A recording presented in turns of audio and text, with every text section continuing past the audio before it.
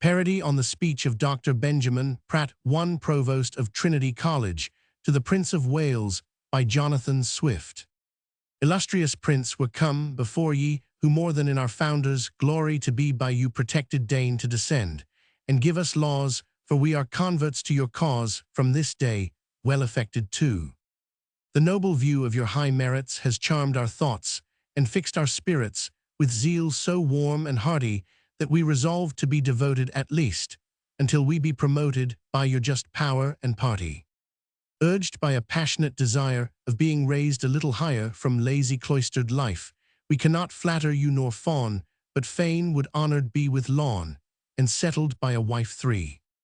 For this we have before resorted paid levies 4 punctually, and courted our charge at home long quitting, but now we're come just in the nick upon a vacant 5, bishopric this bait can't fail of hitting. Thus, sir, you see how much affection, not interest, sways in this election, but sense of loyal duty.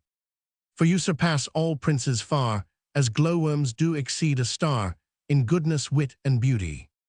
To you our Irish commons owe that wisdom, which their actions show their principles from ours springs taught ere the deal himself could dream on't, that of their illustrious house, a stem on't should rise the best of kings. The glad presages with our eyes behold a king chaste vigilant, and wise in foreign fields victorious, who in his youth the Turks attacks, and made them still to turn their backs, was ever king so glorious. Since Ormond's like a traitor gone, we scorn to do what some have done for learning, much more famous 6 fools may pursue their adverse fate, and stick to the unfortunate we laugh, while they condemn us. For being of that generous mind to success, we are still inclined, and quit the suffering side, if on our friends cross planets frown, we join the cry and hunt them down, and sail with wind and tide.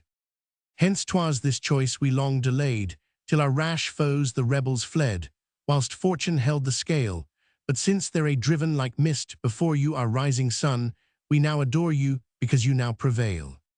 Descend then from your lofty seat, behold attending muses wait, with us to sing your praises. Calliope now strings up her lyre, and Cleo 7 Phoebus does inspire the theme their fancy raises.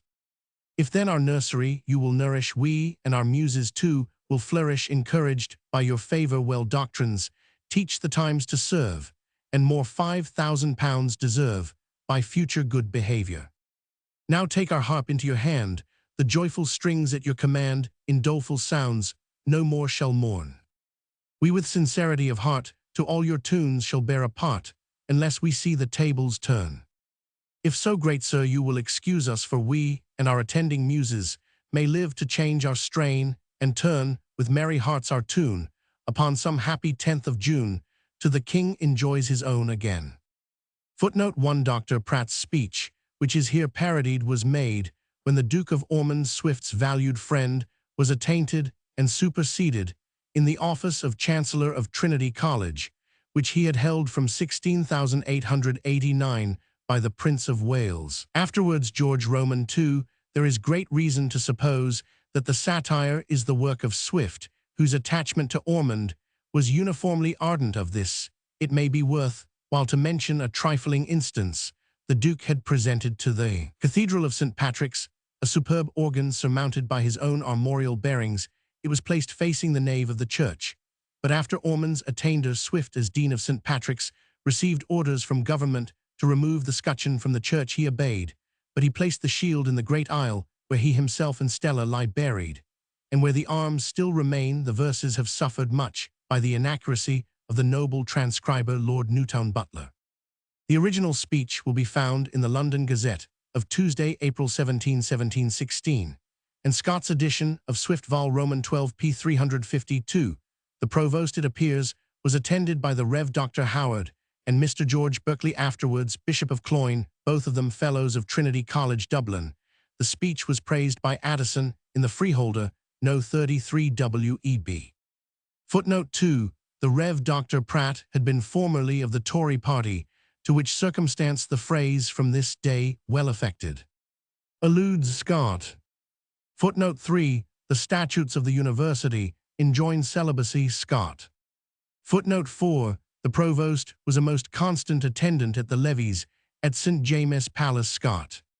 Footnote 5. The see of Killaloe was then vacant, and to this bishopric the Reverend Dr. George Carr, chaplain to the Irish House of Commons, was nominated by letter patent Scott. Footnote 6. Alluding to the sullen silence of Oxford upon the accession Scott. Footnote 7. This is spelled Chloe, but evidently should be Cleo. Indeed, many errors appear in the transcription which probably were mistakes of the transcriber Scott.